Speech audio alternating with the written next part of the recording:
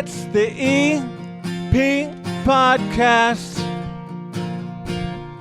Evergreen Park. Sitting down here at the 9-foot homemade oak bar, a special treat. I've been waiting since I started this podcast years ago to finally get to talk with somebody from the Evergreen Park Police Department, because I'm from a police family. My dad, 34 years with CPD. My mom was a state investigator.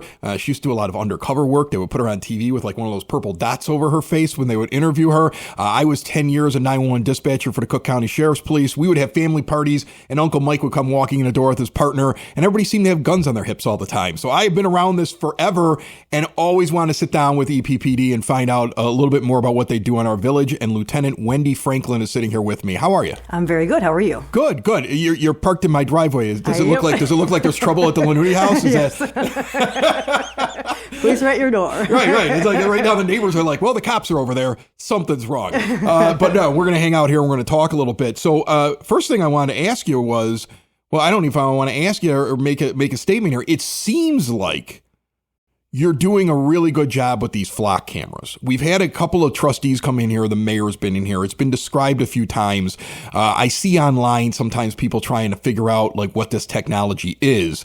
And I've compared it to the stuff that as a dispatcher, I knew was on the cars. That a lot of the newer cars have these computers that read plates. That way the officer isn't punching the information in while he's driving. It's more of a safety thing. It gives him the ability that if something pops up like a stolen vehicle or something, that he'll get a hit on it.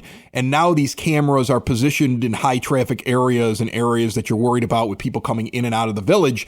And it's alerting you guys to crime and it's helping you curb it. Is that a good way to describe it? Can you tell people a little bit more about it? That's perfect. So what we have now is we have 35 cameras that are positioned throughout the village. So it's constantly running. If a car drives through the village, it's reading the plate and it can alert officers real time of if it's an alerted car.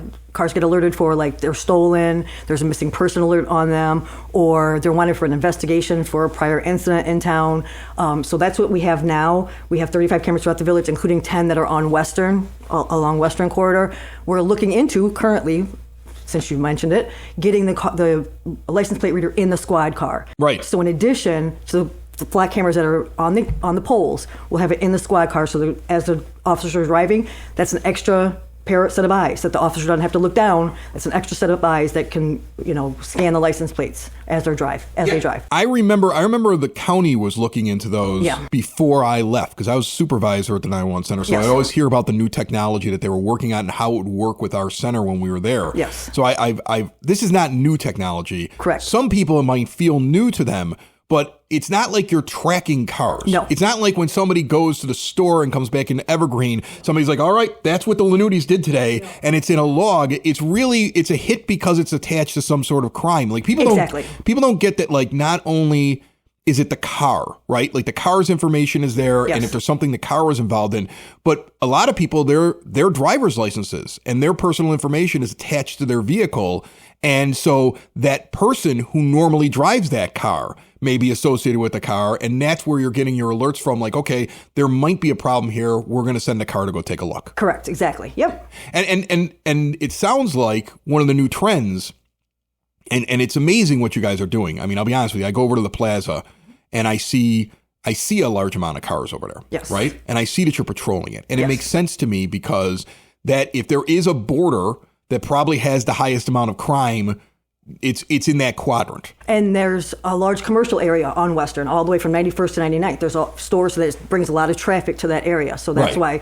So officers may go take a report. We're always taking reports and we're always responding to calls for service. We'll take a report, but while they're typing, they might just go park by the plaza to be a visible entity over there while they're typing their report. Yeah. Well, I mean, and like, look, criminals, my dad used to say, if they weren't dumb, we wouldn't catch them. Right. But on the other hand, they do figure out the idea that this is two different towns. Yes. And if I can duck into one and duck out of the other one, I got a better chance of getting away. And this is what's cutting that down. So Evergreen isn't a target, right? Exactly. So we're just a deterrent. Just the car parked there, it's a deterrent. They will go elsewhere. So one of the other things that I see people talk about all the time is traffic. Like I talk about too. I'm annoying about it. The mayor laughs at me. I'm always like, will you deputize me so that I can get people on 99th Street? Because you see, I'm right here on 99th. Right. Like you that intersection right near where I'm at on Homan Avenue. Yeah. That is a run the stop sign intersection, and you guys, I'm sure, are aware of that because I've seen you out there patrolling it. And those problem areas dot in different areas in all 4 quadrants of Evergreen Park. Yes. I know you hear the complaints. I see all the traffic things. You're trying to slow people down. Kind of take me through what the police can actually do. Because if you had everybody doing traffic, nobody'd be watching the stuff that we just talked about, right? Exactly, yeah. And so I'm like you. I live in front of my house. There's a stop sign. If I'm out working in my yard, I see cars constantly just drive right through. Don't even pause. They just drive right through. Do you get the urge to chase them? This is why you're the police and I'm not. Because I'd be like, that's it. We're going. Like the kids would be like, what are you doing? I'm like, I'm on the case. And I'd be jumping in the car and I'd be chasing the guy because he ran a stop sign. Yeah, no, there's too many of them. It's just, unfortunately, it happens everywhere. And unfortunately, we can't put an officer on every stop sign, unfortunately. So we do have, our officers are assigned a quadrant for their shift, and they're assigned to look for traffic in that quadrants, look for speeders, look for the stop signs, look for violations, and they're tasked with performing a traffic stop and being visible out there to hopefully deter others from speeding through the area. That's what we're doing. And in addition, we have a traffic car that specifically does traffic. It doesn't respond as much to other calls. They're assigned to traffic, and they just go through the village and look for the speeders and just be visible and pull the traffic stops, which will hopefully, like I said, deter others. Yeah, because you're dealing with crime. Yes. You're dealing with things that you get calls for. Yes, you're calls dealing for with service, reports, yes. and Yep. you're dealing with, again, tell me if I'm not seeing it right. But I mean, it always feels like here's Evergreen. We've had Mark Marzullo as a trustee in here again, the mayor. It seems like the message always is, and Mark says it a lot, is like, you want your businesses to be healthy and you want your people to be safe. That's that's the number one stuff 100%. for a village to survive, to thrive, to do well.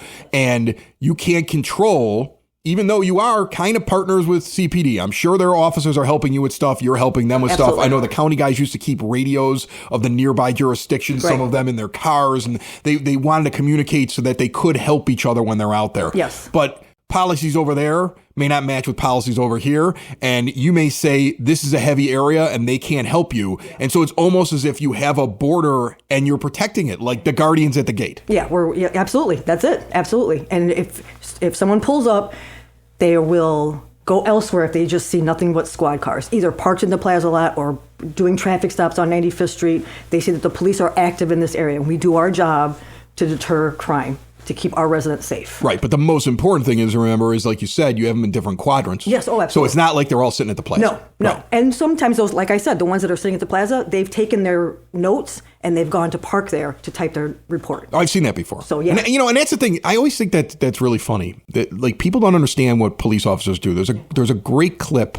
I can't remember the show, but it was like a show that was set in LA for a couple of years, the LA cops. And this woman gives the police officer, who's a great actor, I wish I could remember which one it was, gives him a hard time for getting an ice cream cone. And he's like, we eat. You're right. And like they're not hanging out playing on their phone or calling their girlfriend or boyfriend in the parking lot. They're writing the report, but instead of being in the station, they're keeping an eye on things while they're doing the report in the parking lot. That's exactly the point. We don't want you in the station. No crime is happening, hopefully, inside the station. Crime is happening outside, so that's where we want you, out there in the village. That would be the number one thing. You don't want crime inside the station. Hopefully nothing happens there. So do you guys do reverse 911? We do. Okay. So it's called Smart 911. Yes. I learned about this system like about a year before I ended up leaving, so I know a little bit about it. Smart 911, and people can go to either smart911.com, or if they go to the village website, there's a link there to go to Smart 911. And if you go in there, you register, you can put not only your information in there, you can put anything that first responders need to know if we're coming to your house, like if you have dogs or cats or whatever in the house, if there's a fire, or if someone has a medical issue in that house, you could put that stuff in there. But you can also sign up to receive alerts. So if for the police department, if we have something that's an active case that's going on somewhere in the village, we put out through Central Dispatch, we put out an alert to a certain area and say maybe stay in the house, or we're looking for a particular thing, or if you see something, give us a call. Does that come as a text or a call? You sign up. When you sign up, you pick how you want to receive the alerts. Okay. So it's either text, call, or email. I remember that this was interesting to me. You know, as a dispatcher, Yeah. it was frightening to me and the other dispatchers because we put more on us to know what was going on at the scene. Yeah. And I remember we were like, wow, like this is something else I could miss. So you really have to train yourself to read this stuff because the citizen can put in there, like you said, medical issues. Yes, exactly. I have this problem. Right. We have somebody on the scene that has a mental health problem. Yes. So when you get here, you need to know that in advance. It's a great tool. It is. To be able to give out all that information. And if people want, you never know when you're going to call the police. We were talking off the air, and I've said it before on the show. We've had a moment where the police were called to this house. Yes. And you never know when that's going to happen. It was unexpected when it happened here. But any information that you want to make sure they know before they get there, you could put into this thing, and it's very helpful to them, and it may help you that evening. Absolutely. And in addition, when you're calling 911, you might be high emotion. You might forget You might forget to mention this or this or this. So this way, if it's in the notes, we know without you having to tell us. There's a lot of high emotion. Yeah. I took a lot of those calls. I have called since I got on 911, and I have found myself like still falling back on the training, like describing people from the head down and like, the inside out of their clothing. Like, I do things in order. Most of the time when I call, and it's been a couple of times since I became a 911 dispatcher, I've had a dispatcher go, "Are you a dispatcher?" Yeah. Most people are not that calm when they call. Right, exactly. Yeah. That's exactly the point. They're high emotion. They're not calling us because they're having their best day. They're having something going on. Right, for sure. Okay, so you also do house watches. I've done this before when I go on vacation. I think it's a great thing. It is.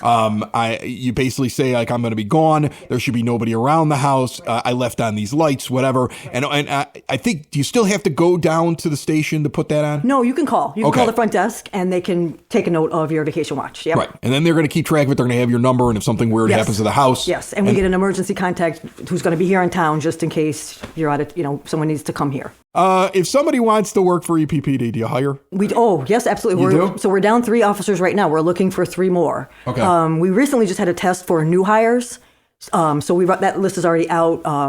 I don't know the date for the next test because we're going through the current list, but we're also right now hiring for anybody lateral transfers. So they can go on either blueline.com or iosolutions.com or the village website. This is somebody that's already working for a different department. That wants to transfer over to our department, yes. And it's a different process for them because they're already a certified police officer. Right. So they can go on those websites, they can fill out the application, and then those entities forward that information to us, and we create a list and start interviews. So, we're looking for 3 officers right now. That's very, and the lateral hires, that's a great idea. It is, I know, like a little inside for everybody else who's never worked at a police department, they probably still have to be trained on this is how we do things compared to what the other one does. Yes. And like they're still getting trained. They're still with the field training But to have officer. somebody that's already gone out there and done it with that experience, they're going to catch on quicker and ready to go. Yes. At that point, they already know Illinois law. They're just learning how Evergreen Park does it and our streets and our practices. Yes. Yeah, that makes an awful lot of sense. Is there an age restriction for it? Like, do you know off the top of your head? I believe it's 35. Okay, I can't do it. Yeah, max. See, all I want. To have you. Listen, all I want is a ticket book. I just want a ticket book. I just want to get these people. You just do this one intersection, right? Like, just do that intersection, okay? You know what? In fact, I won't even get the people with the rolling stops. I want the blatant drive-throughs. Yes, just drive right or through. the crazy people that, like, this is a real thing. Yeah. And I saw one of your guys get somebody the other day doing this, going down 99th. They didn't like the fact the person was actually driving the speed limit and went across the double yellow line and drove into oncoming traffic to go around them. Yeah. And when I saw the blue and red lights, I was like, thank you. Luckily, we're there to catch those. Yep. That's actually happened to me when I was in my personal car. Right. Going to get coffee. And then you're like, I want to chase that person. Where's my siren? Wendy, I had a great time. Yeah, I appreciate you coming by and talking with us. Look, I'm a fan of the police. I know the whole world isn't. I know that sometimes you guys go out there, you do an awful lot of hard work, and something bad happens somewhere, and immediately you're all painted as bad. But I know you're not, right. And I'm a big fan of the police. I'm a big fan of what EPPD is doing. I've lived in this village now for, where am I at? 19 years almost. 19 years in this village, and I've always been impressed with not only how it runs, but I've never seen a fall off in either protection or things being done. In fact, I see I see proactiveness. Yes. The cameras, the things to slow people down, Yep. the traffic pattern stuff. You're never stopping. You're not complacent. I absolutely Right. love that. Yes. And I just want to make sure I said thanks. Yeah, thank you. Yeah, our guys do an awesome job. They're fantastic. So thank you. I appreciate that. It's the EP Podcast. All things Evergreen Park. It's the EP Podcast. Evergreen Park.